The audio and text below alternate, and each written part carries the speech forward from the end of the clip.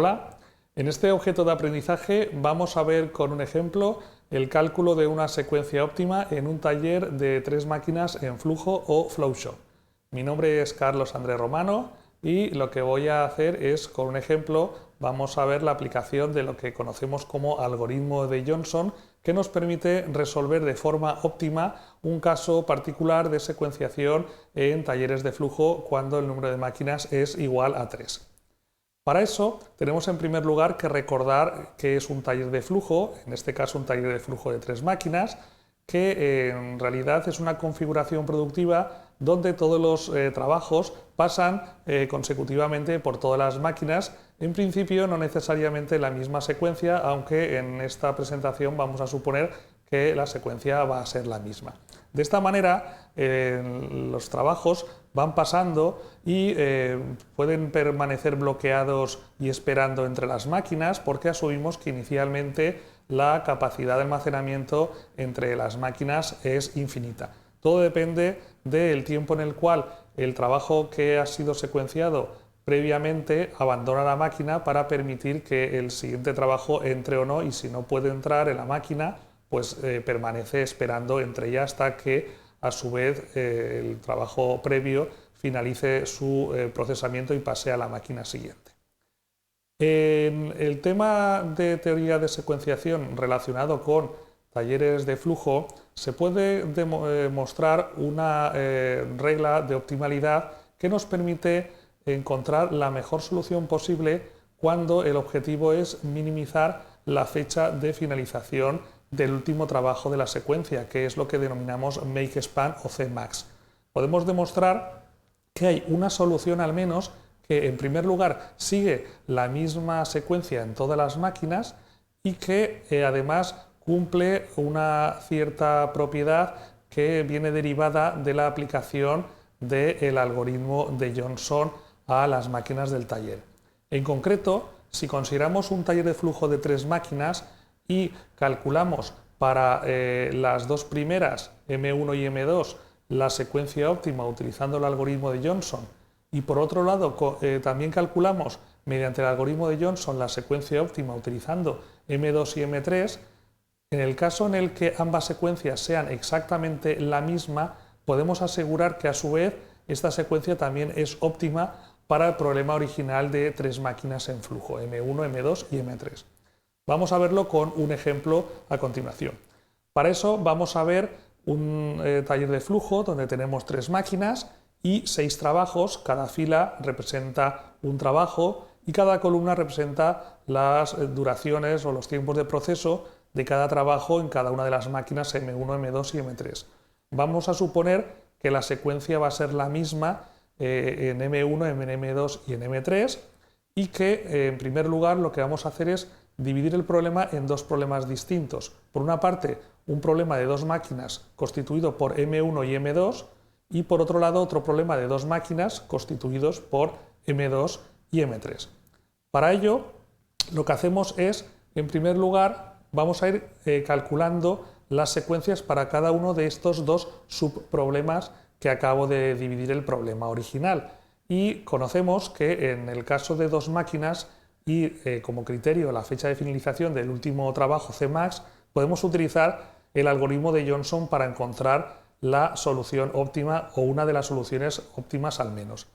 Y lo que hacemos es, como siempre, detectar el tiempo de proceso más pequeño de todos los tiempos de proceso de los trabajos en las 2 máquinas. Entonces vamos a hacer simultáneamente la aplicación del algoritmo de Johnson tanto para el problema formado por la máquina M1 y M2 como para el problema formado por M2 y M3. Por lo tanto, detectamos el tiempo de proceso más pequeño en ambos casos, que sería el que corresponde al trabajo 2, y como este tiempo de proceso más pequeño se da en la segunda máquina de cada uno de los dos subproblemas, secuenciamos el trabajo 2 al final de la secuencia. A partir de ahí, buscamos el siguiente trabajo en orden creciente de los tiempos de proceso. En este caso, para el primer problema, el formado por M1 y M2, el siguiente tiempo de proceso es 1,8 perteneciente al trabajo 3. Como se da en la primera máquina, colocamos el 3 al principio de la secuencia.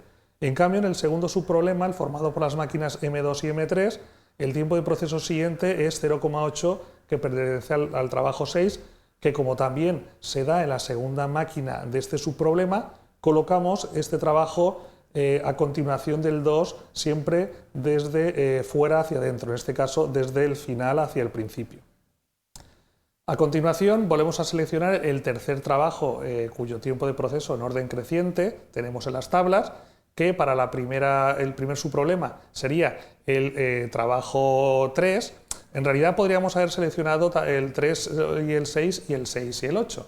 En realidad es independiente porque ambos tienen el mismo tiempo de proceso, con lo cual, pues bueno, ahí tendríamos dos alternativas, pero en este caso hemos elegido la que más nos conviene para precisamente que sea acorde a lo que buscamos en el procedimiento, aunque es fácil de ver que el resultado va a ser el mismo si hubiéramos elegido 3 o si hubiéramos elegido 6. En este caso elegimos el siguiente trabajo y lo colocamos en la secuencia en penúltima posición, es 6, porque pertenece a la segunda máquina. Si hubiéramos hecho la elección al revés, el resultado hubiera sido también el mismo, porque hubiéramos colocado primero el 6 y luego el 3, y lo que hemos hecho es colocar el 3 y luego el 6. Y en el subproblema 2, M2, M3, pues también hacemos lo mismo, y lo que hacemos en este caso es elegir el trabajo 4 y lo colocamos en antepenúltima posición. Ya digo siempre que sea de la segunda máquina, lo vamos colocando en orden desde el final hacia, como si dijéramos, hacia la izquierda, ¿no? Desde el final hacia el principio. Volvemos otra vez a elegir el siguiente trabajo, el cuarto trabajo. En nuestro caso sería el 1 para la primera máquina, y el 3 para el subproblema M2 M3 en la primera máquina también, y los vamos colocando. Y finalmente elegimos los dos últimos trabajos, que como podemos observar, pues en este caso ha sido pues, el trabajo 1 en el subproblema M2 y M3 y el trabajo 4 en el subproblema M1 y M2. Terminamos eligiendo el último de los trabajos y completando la secuencia. Entonces podemos ver que para los dos subproblemas, según el algoritmo de Johnson, la secuencia óptima es 3, 1, 5, 4, 6, 2. Como es la misma para ambos, podemos asegurar que además de ser óptima para estos dos subproblemas, también es la secuencia óptima para el problema inicial formado por las tres máquinas. Y además, si dibujásemos el diagrama de Gantt, podríamos observar que tiene como fecha de finalización del último trabajo 18,29. ¿Esto quiere decir que es la única secuencia óptima que podemos encontrar? Pues no necesariamente. Si hiciéramos una enumeración completa de todas las secuencias posibles, que en este caso es 6 factorial, podemos darnos cuenta que existen otras alternativas que son las que tenemos aquí. Todas estas secuencias, que son distintas de las que hemos encontrado con el algoritmo de Johnson, podemos observar, si las representásemos mediante el diagrama de Gantt, que dan el mismo valor de la función objetivo Cmax y son igualmente óptimas. Sin embargo, lo que nos ha garantizado este procedimiento es que al menos hemos podido encontrar una, y además lo hemos hecho de una forma muy sencilla y muy rápida, cosa que por enumeración completa, como es fácil de imaginar, cuando tenemos a partir de 10 trabajos es inviable probar todas las alternativas que podríamos obtener de una secuencia de 10 trabajos. Con esto os he mostrado cómo podemos resolver de forma óptima un caso particular de secuenciación en un taller de flujo de 3 máquinas, y vemos la eficiencia del algoritmo de Johnson para problemas que no son estrictamente de 2 máquinas en flujo. Muchas gracias por vuestra atención y espero que haya sido de vuestro interés este objeto de aprendizaje.